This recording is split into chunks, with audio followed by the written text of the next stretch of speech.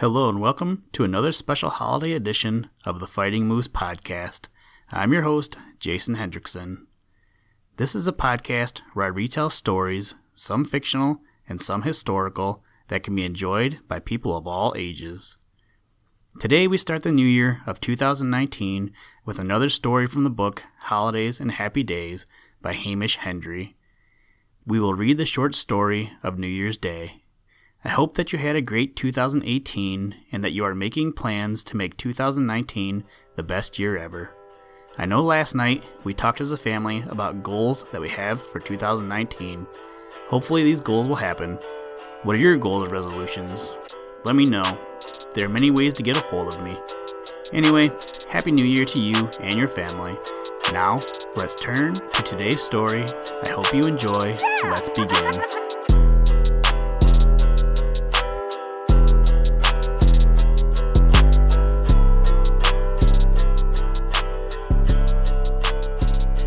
New Year's Day.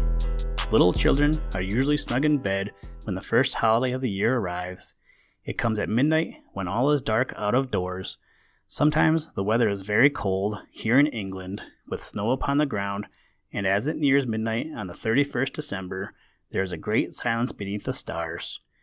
The children are in bed, but in most homes there are grown-up people, fathers, mothers, uncles, or aunts, who sit late and watch the clock.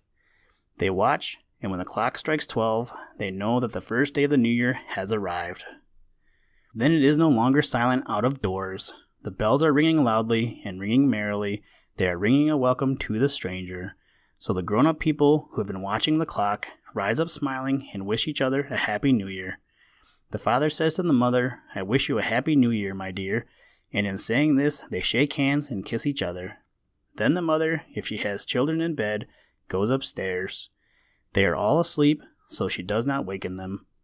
She simply kisses them each one and smiles as she whispers, "A happy new year to all of you, my dears." That is how the new year arrives in England. In Scotland, there is more ceremony. There it used to be the custom for the whole household to sit up till 12 o'clock and bring in the new year with singing and frolic, but that custom is dying out. You children, I hope, get to know about the new year in the morning. You find that everybody is looking happy and wishing happiness to other people. Even although the sun is not shining, there is brightness in the house and in the street. People, when they meet, shake hands and joke and laugh. Your aunt will give you a good hug, and more than likely your uncle will put his hand into his pocket and give you something round and bright, something that will make you smile. Then you learn that the new year brings gifts as well as gladness. But nowadays, the giving of presents is not so common as it used to be. Far back in English history, the grown-up people gave each other gifts on New Year's Day, and some of these gifts were very beautiful and very costly. Diamond necklaces, gold caskets, jeweled swords, embroidered mantles, these were the kind of gifts which rich people gave to each other at the feast of the New Year. Our English kings and queens, in the old days, received many such precious gifts. Queen Elizabeth got so many valuable presents in this way that a list of them was kept upon parchment, and in the history books it may still be read. This custom of giving rich presents to rich people on New Year's Day exists no longer in England, and that is well. For in many cases, these costly gifts were given not from kindness, but from selfishness.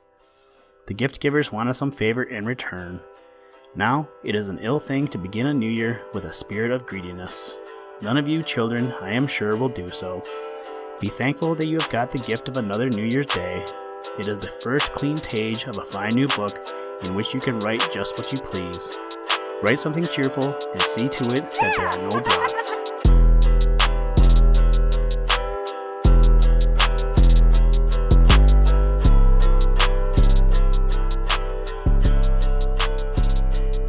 Thank you for listening to this special holiday episode of the Fighting Moose podcast.